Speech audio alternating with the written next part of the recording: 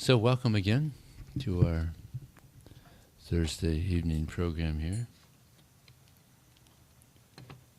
So many of you are probably aware of the Bhagavad Gita.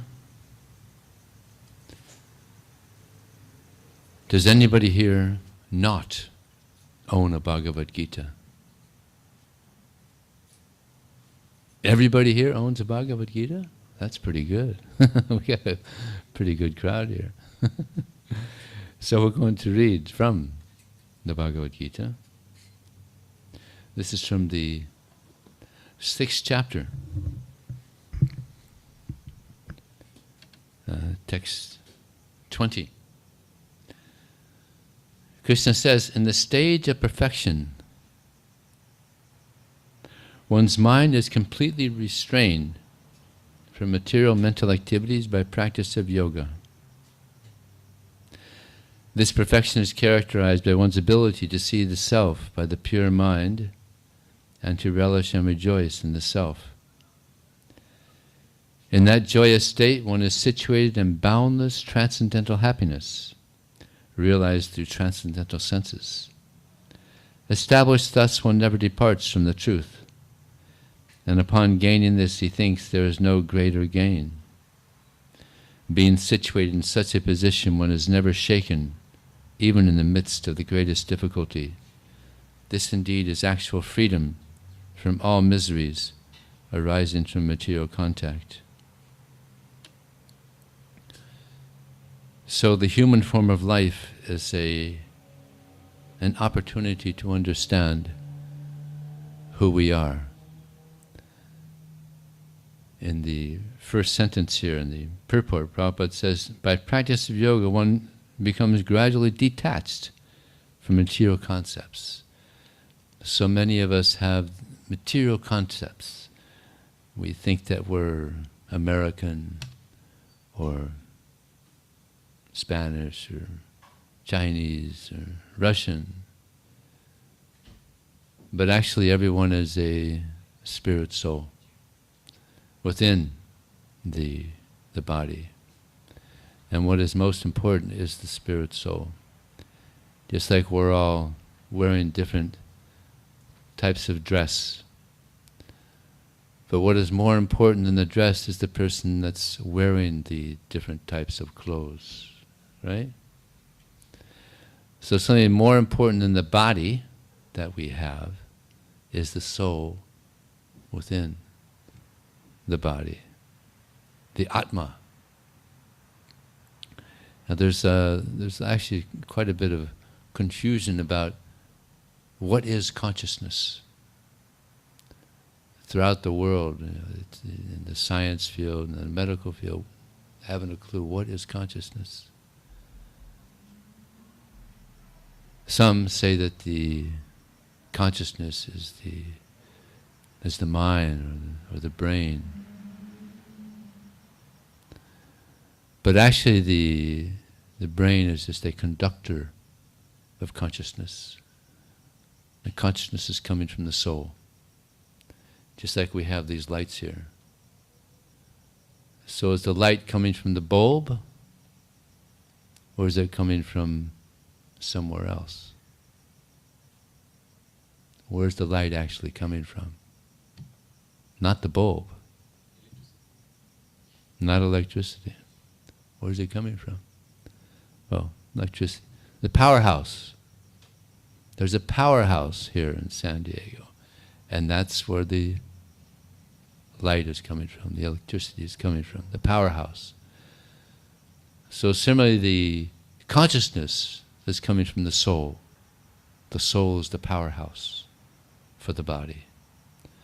And when the soul leaves the body,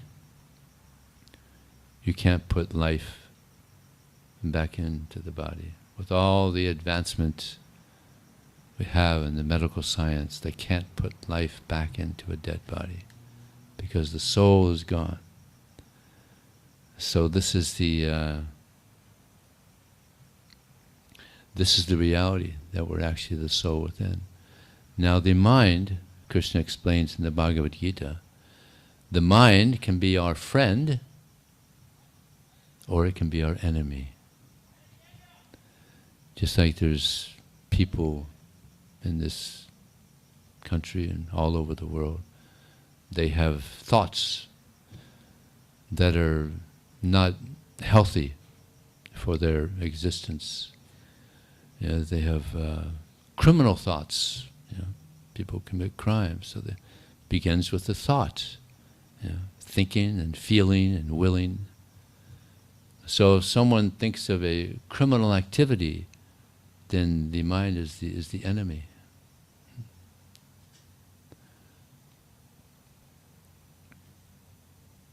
Just like there's you might have heard this example of the good dog and the bad dog.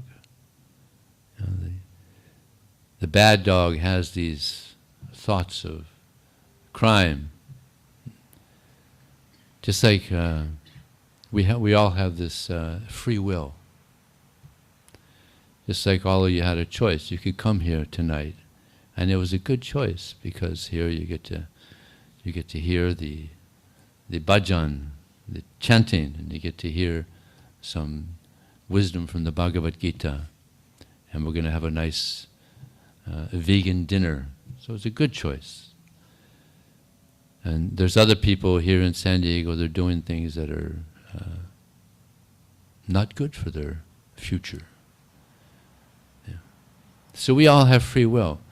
And sometimes people choose the wrong thing. Just like there's people that are addicted to alcohol. Millions of people in the world are addicted to alcohol or drugs. And they become so addicted that they lose their free will to choose to do it or not. They have to do it. It's like I have a friend, he was a monk actually, and he had some difficulty and he gave up his spiritual practices and he started smoking cigarettes. We're still in contact, he's an old friend, but he said he just can't stop now. He can't make that choice to stop because of that addiction. So we've been given this free will, but don't misuse it. If we misuse it, then we can do things that are harmful to ourselves. So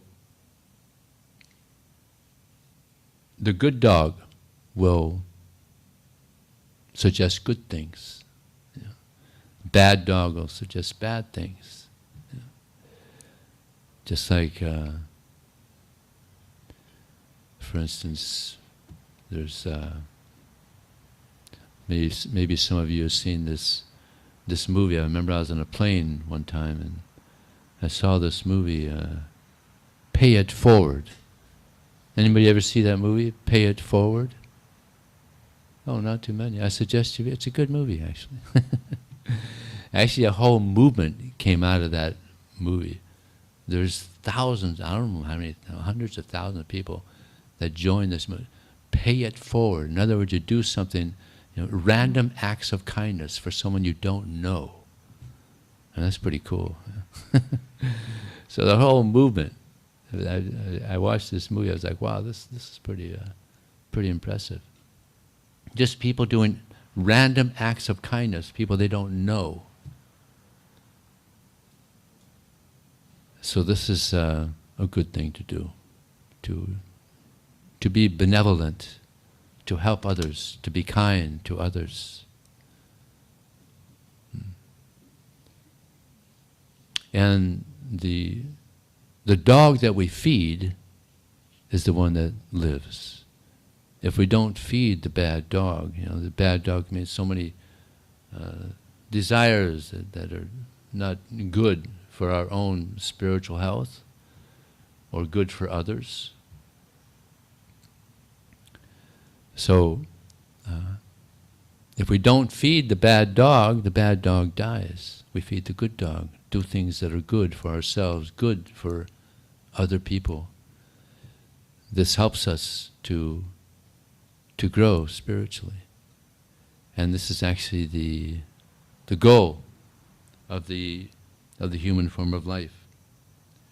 And Srila Prabhupada, our teacher, he says, when one attains spiritual awareness, material achievements appear insignificant. When one advances spiritually, material achievements appear insignificant, like not important at all. Just like imagine some person, he has a big mansion, huge mansion. So one of these apartments here in Pacific Beach wouldn't appear very, attractive to him. He's got this huge mansion. But a homeless person here in Pacific Beach, an apartment would be very attractive. So if one is advanced spiritually, then material achievements in this world don't appear attractive at all, because he's got a higher taste. So the goal of the human form of life is to get this higher taste of spiritual achievement, where one understands that I'm not this body. Now what is this body made of? It's made up of many elements. There's blood and there's bones and there's different things in the body. But we're none of these things. We're the soul within. And when this body dies, we're not going to die. We're going to continue according to our karma. We're the architects of our future. Depending on how we live this life, we're creating our future life. But the goal is to become so pure that we aren't interested in anything in this world, and we just want to serve the Supreme Being, Krishna. And then we go back home, back to the spiritual world. This is not our real home. And we won't be satisfied in this world, because it's not our natural place of residence, actually. Just like if you take a fish out of water and you give it a nice car and you give it a nice place to live, and will the fish be happy out of the water? What do you think? Yes? No. The fish has got to go back into the water, right? So we're also kind of like fish out of water. And therefore there's so much stress. The main disease in the world is stress, anxiety, because we're not in our natural environment. The nature of the soul is eternality, knowledge, and bliss. This is the nature of the soul. But we're stuck in these bodies. We, the soul, are stuck in these bodies where there's so much ignorance. Like there's so much we don't know. It's like sometimes I speak to people that are antagonistic towards the existence of God. They don't believe there's a God. So I ask them, well, how much do you know? For sure. There's very little that we know for sure. There's billions of things we don't know, right?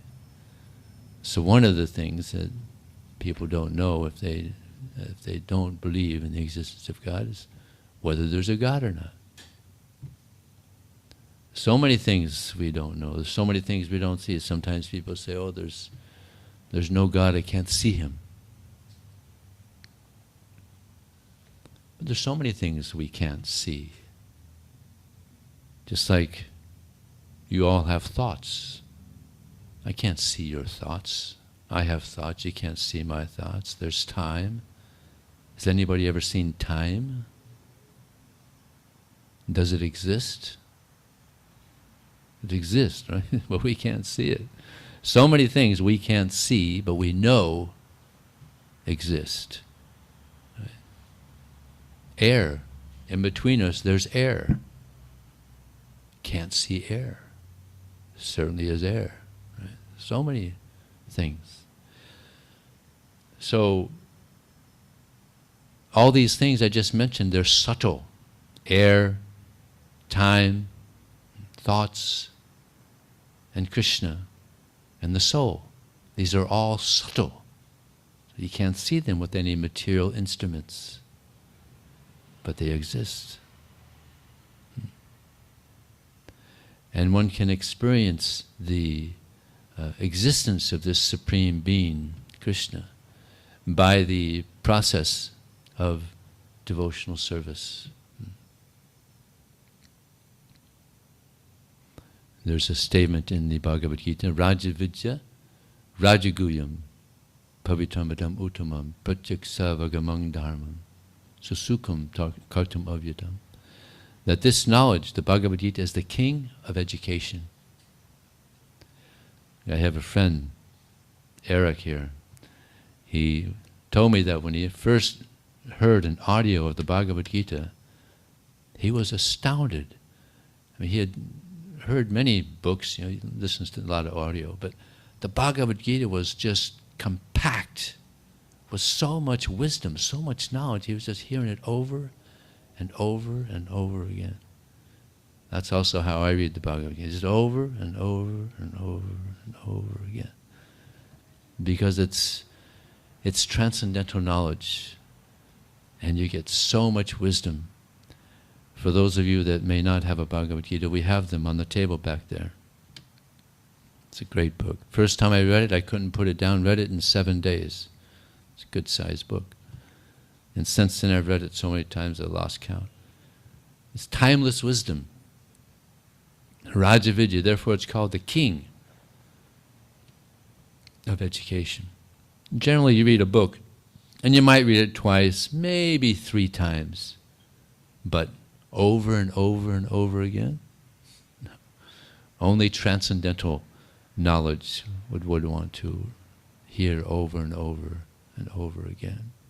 So Raja Vidya, Rajaguyam, it's the most secret of all secrets, the Bhagavad Gita. Because to understand the Bhagavad Gita is not easy. We can understand something of it. Just like my friend Eric, he has a tendency to, I got to figure it out. He wants to figure it out. What is this about? So to understand the Supreme Being, hard to figure out. Because he's completely transcendental. We can understand him to some degree, but not completely. But he says in the Bhagavad Gita, to give you some idea of understanding Krishna, he says, Tesam sadat yuktanam bhajatam pritipurvakam dadami buddhi yogam tam yenamam upayanti te. He says, to those who are constantly devoted to me and worship me with love, I give them the understanding by which they can come to me. This is a big part of figuring out Krishna. He's very attracted to devotion. Krishna, he has everything. He doesn't need anything. He's called Atmaram, which means he's completely satisfied. But he's attracted to devotion, just like all of us. We all want love, isn't it? Everybody wants love. Of course, a lot of people don't understand what is that love. There's a statement, Atmendriya priti vanchitari balikam, Krishnandi priti icha dhari premana. That love means to engage in the service of the master of the senses, Krishna. By understanding our spiritual nature, understanding the spiritual nature of Krishna, and engaging in service to Krishna, this is called love. But if we just want to satisfy our material senses, which we aren't, remember we're not these bodies, we're not these senses, so just trying to satisfy these senses, that's lust. And they're compared to iron and to gold. So this service that we do for Krishna is compared to gold. And to satisfy the material senses, which again we aren't, we're not the senses, we're not the body, this is compared to lust, iron. They're both metals, but one is much more valuable than the others, So Raja Vidya, Rajaguyam, Pavitram, it's the Bhagavad Gita is the purest knowledge This is pure knowledge, untinged with any contamination. If you read the Bhagavad Gita and you follow the teachings, you're going to become purified of material contamination. And you're going to feel very happy internally. You're going to experience internal happiness by hearing the Bhagavad Gita and putting it into practice. So Raja Vidya, Rajagoyam Pavitramidam Uttamam, it's transcendental knowledge. This knowledge is completely transcendental, pure information by which we can transcend this material nature and understand fully our spiritual nature. Pratyak Savagamang Dharman. Rajavidya Rajagoyam Pavitramidam Pratyak Savagam, and it's realized. This knowledge is realized by practice, and it's joyfully performed. It's a joyful activity. It's like all of us monks here. This is, by the way, this is a monastery here, and there's monks. I think this might be the only monastery in San Diego. Maybe there's one more somewhere.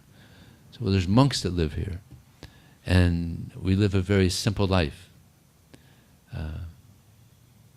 No gambling, no intoxication. No, we're all vegetarian, no meat eating, no illicit sex, and we chant the Hare Krishna mantra about 2 hours a day. It's a nice life, actually. It's spiritually lifting. So, therefore, there's a higher taste. You know, we all engaged in the activities that people are doing here in San Diego, but we got this higher taste of spiritual life. So we're not interested anymore in the material activities. We're interested in higher values. In the Srimad Bhagavatam it stated, Nate vidhu svartha gatinghi Vishnu, Darasya ye bahir artha manina. People don't know that what is actually valuable is to understand our spiritual nature and connect with the Supreme Spirit. That's actually the meaning of yoga, for the soul to connect with the Supreme Soul, the Supreme Being, Krishna. So this is what is actually valuable. What are they thinking is very valuable? Like here in Pacific Beach, they think it's very valuable to drink a lot of alcohol. Very valuable. Take a lot of drugs. They think this is important. I know I live in the room that's closest to the street, and I hear them going by on Friday and Saturday night, partying, right? But actually the real party is a spiritual party. Internal, inner party. That doesn't get old. See, all these other parties, it gets old, right? They have the hangovers. The next morning, oh man, what did I drink so much for? What did I say that for? Oh God, lamenting. So that's the material party. But the spiritual party is ever increasing joy in spiritual life.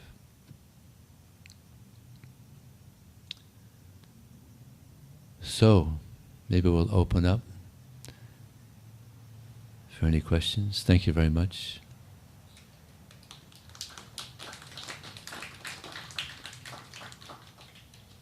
Does anybody have any question? Now, some of what I just said is very new to you, so you may have some question. And the first question is always the most difficult. People are shy. Don't be shy. Yes. Someone has a microphone.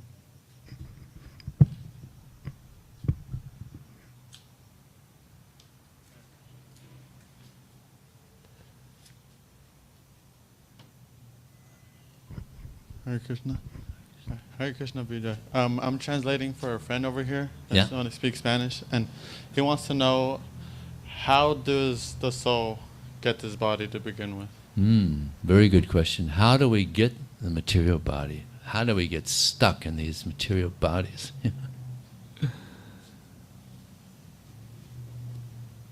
Well, we were all in the spiritual world, our original home, and at one point we saw the Supreme Being, Krishna, as the center, and we thought, well, that'd be nice to be the center. And we were kind of meditating on that. I want to be the center. But there's only one center. So, because we wanted to be the center, we're here in this world, trying to be the center.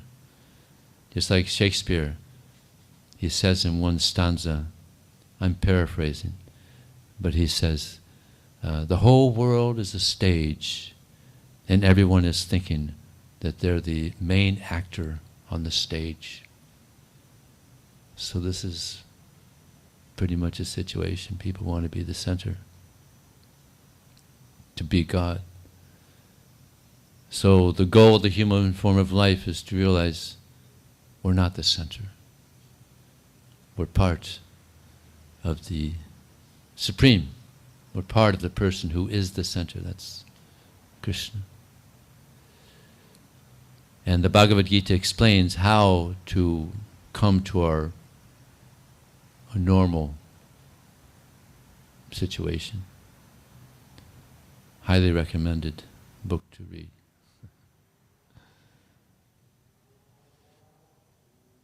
Okay? Satisfied.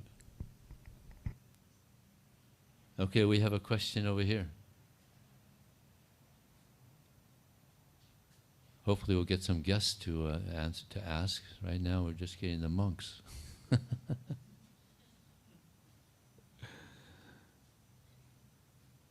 It's not working?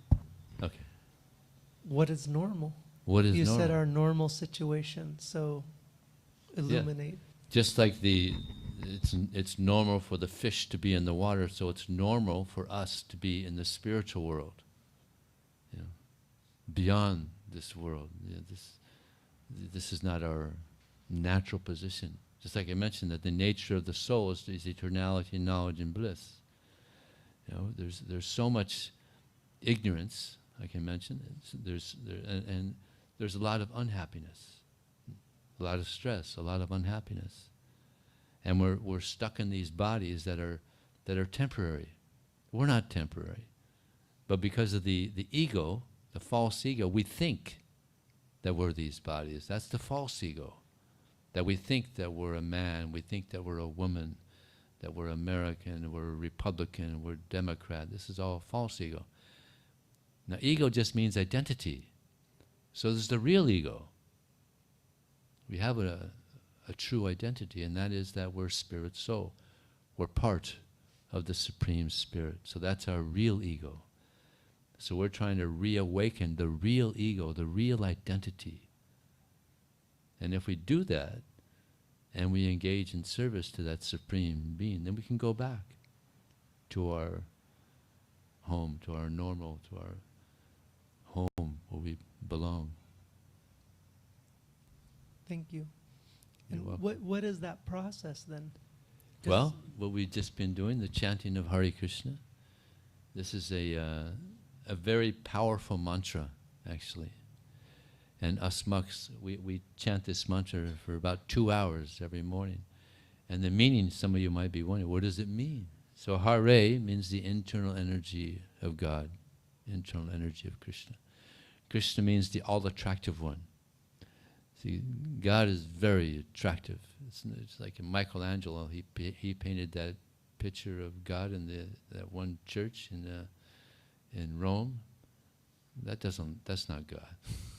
A little overweight. Looks pretty old. Yeah. No. Krishna is the most attractive person. Therefore, Krishna. And what do we consider attractive? Someone is very beautiful. Just like if Miss Universe came in here, all the guys would be checking her out. Right? So beauty is attractive, wealth, if the wealthiest person in the world were to come here, everybody like, wow, look who's here. What's his name? Mesh or something like that? Huh? No. Huh? No, he's someone else. Is the Mush, is that his name? Elon Musk? Musk. Elon Musk. So if he were to come here, wow, the richest man in the world is here. It's attractive. The strongest man, the strongest man in the world came here, wow, here's the strongest guy in the world. The most knowledgeable, the most intelligent person is very attractive. Knowledge is also very attractive. So beauty, wealth, strength, fame, someone very famous comes here is attractive. So Krishna is all of these things. He's the wealthiest person. He owns everything. We think we own things. Like Steve Jobs, he left this world some years ago. Multi-billionaire. But was the money his? He couldn't take it with him. So was it his? Was it ever his? He thought it was his. Couldn't take anything, not a dime. So people leave this world with nothing but their karma. So actually everything belongs to Krishna, and we're just borrowing things. Whatever we have, we're borrowing it. We can't take anything with us. Yeah. So beauty, wealth, strength, Krishna is very strong. He's known as Satya Sankalpa, that whatever he wants, it just happens. Just like these planets are floating around. It's not by accident that they're floating around. There's intelligence, there's strength behind all this. Power. So this is coming from Krishna. So beauty, wealth, strength, fame. Krishna is very famous. And Krishna is very renounced also. So these are very attractive features of Krishna that makes him all attractive. Any other question? Yes, one from a guest. Oh, finally we got one from a guest. Yay!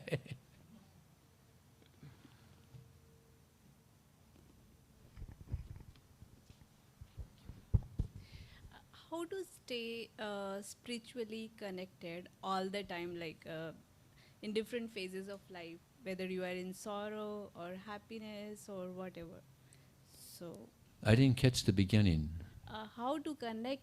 How to connect? Or how to stay spiritually connected to the God or some spiritual power, whatever, in different phases of life, like whether you are in sorrow, whether you are in happiness or whatever. Well, chanting this mantra is highly recommended. This helps us stay connected to Krishna. And also reading the books, reading Bhagavad Gita, reading Srimad Bhagavatam. The Srimad Bhagavatam is the postgraduate study of the Bhagavad Gita. And by attaining knowledge, spiritual knowledge, then there may be some reversal, but one is able to overcome that, just like it's mentioned here very nicely. Krishna says, established thus one never departs from the truth, and upon gaining this he thinks there is no greater gain. Being situated in such a position, one is never shaken, even in the midst of the greatest difficulty. So when one becomes spiritually advanced, then one is never shaken, even in the midst of the greatest difficulty. So one becomes strong spiritually by chanting this mantra and hearing Bhagavad Gita, hearing Srimad Bhagavatam.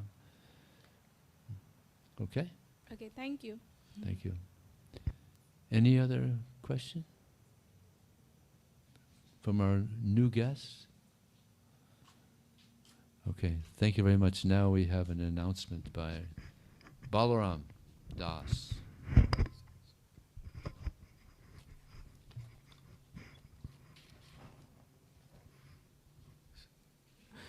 So, seems a little loud, huh? Anyways, so thank you all for attending tonight. Tonight's Krishna Lounge. Yeah, we have this every week, so feel free to stop by if you like. As you could tell here, we're painting a mural. So it's not quite done yet. So before you don't like it, just wait till it's done, and then you could make your decision.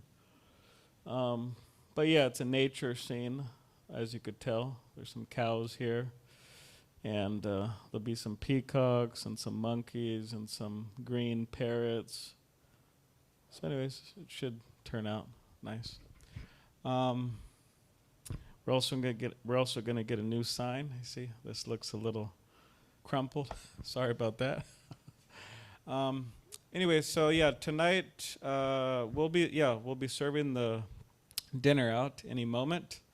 So you're welcome to have it here, or you could take it to go. But it should be any moment now. So all right, Hare Krishna. Can you turn the music on? We could. All right, if you want to. Yeah. Prasad's not here yet anyway. Okay, we have a question on Zoom.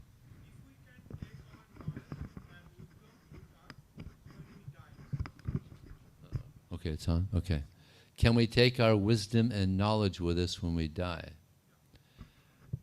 Well, yeah.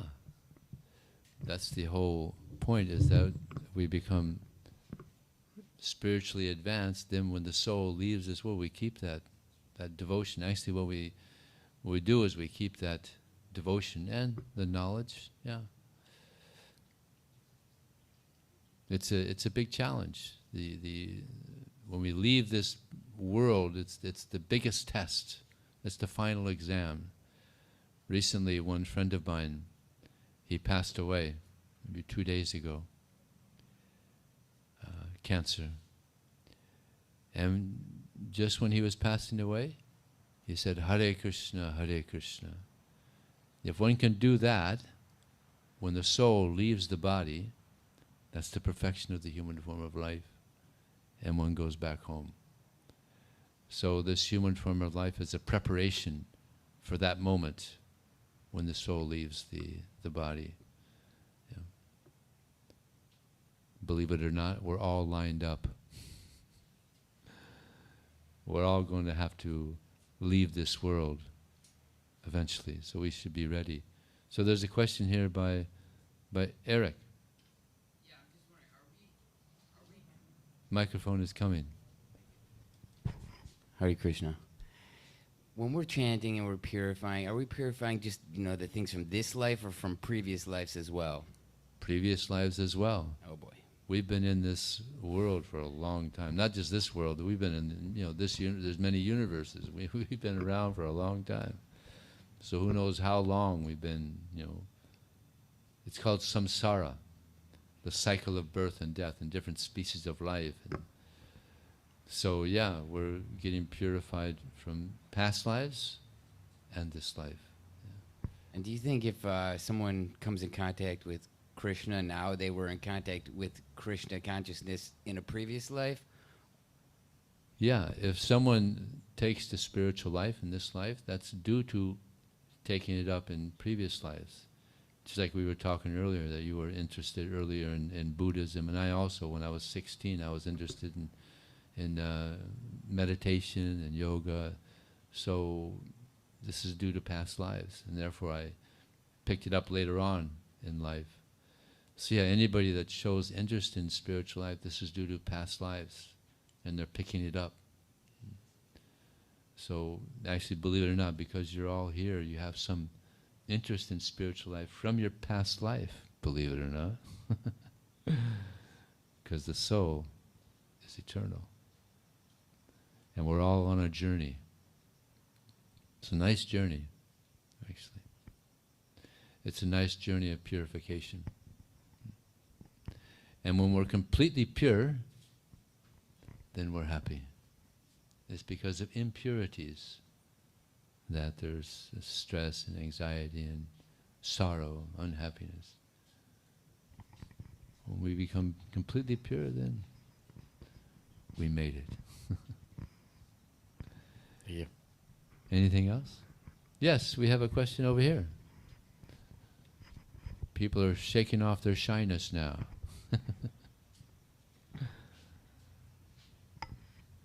I guess mine is kind of two-part. So do you think that you can remember past lives? And is that like advantageous to self-realization? Do you think that that's like an indication of a like elevated consciousness to be able to remember past lives? Not necessarily, because we, in our previous lives, we've not only had human forms, we had animal forms, and that means that we could have been in, very, uncomfortable situations. We're fighting other animals, and, if we were able to remember past lives, it could be very traumatic. There'd be a lot more psychiatrists. So maybe not necessarily a good thing. Not good. Okay. So you don't need to go to look for that. What do they call that? Past life regression or something? Yeah, that's not good. Not good. Okay. Better just let it sleep. There's a nice statement actually by one great devotee. You'll like this. This is a poem. He says, "Forget the past that sleeps, nor the future dream at all. Live in times that are with thee, and progress thee shall call." So the present is the most important. And right now you're going to get some Krishna prasadam, some transcendental food. So that's very good. Good thing to meditate on. And there's another one some of you might have heard. The past is history. The future's a mystery. Today is a gift. That's why they call it the present. Some of you may have heard that one already.